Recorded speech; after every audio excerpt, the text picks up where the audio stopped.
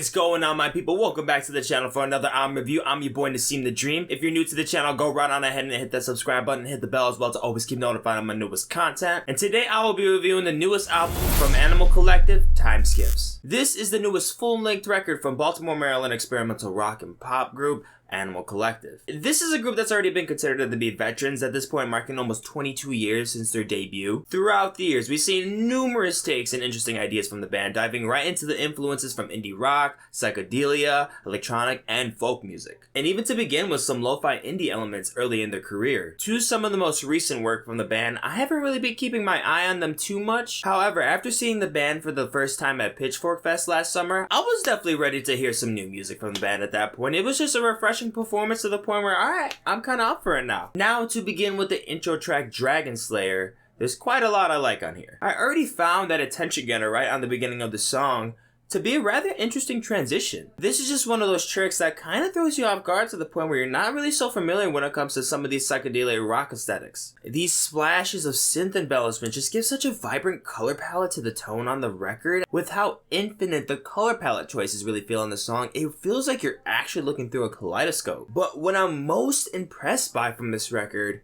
is the sound design. There's just so many unique fluctuations of the song tools. The song Prester John being the perfect example, with this sounding like it's going through a 360 of oddball sounds diving right into the middle of the listen. But don't come right into the middle and impact. They more so just hover and slowly rotate. It makes me feel like a space rotisserie chicken. Then we get to the chilling and jumpy beat string with everything. The cold trembles and these quiet nature sounds just really give a sense of uncertainty of what's next. I think strategically this is just a brilliant move for this particular track. It's almost like it sets you up to be hit right with literally anything at this moment, disregarding any of the tracks that you just heard right before this. I really also felt like this record really works well with the art styles it's portraying. From this album art, it comes together like you're taking a tour in a sonic art museum. If I were to make another analogy to the imagery on here, I say this feels like a vortex of tons of random segments that you would see from National Geographic and how it's regarding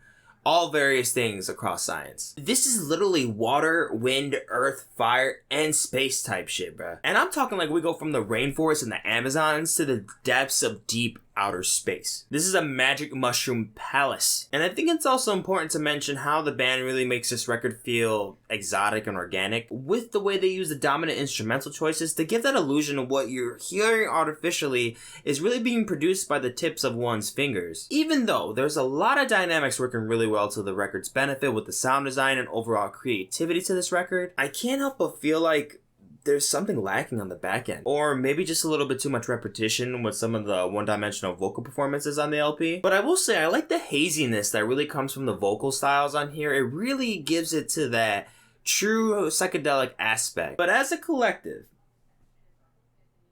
see what I did there?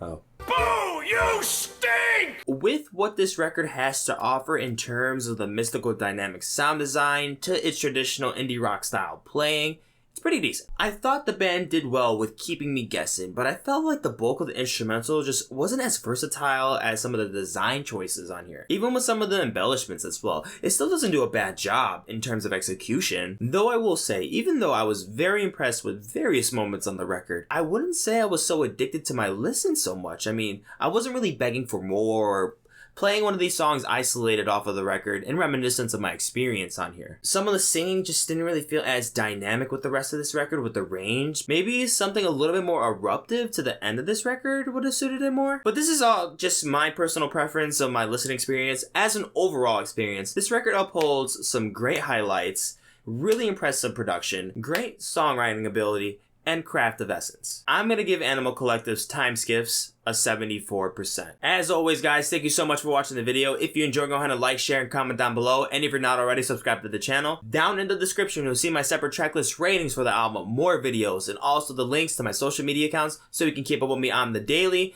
And I'm gonna catch you in the next one.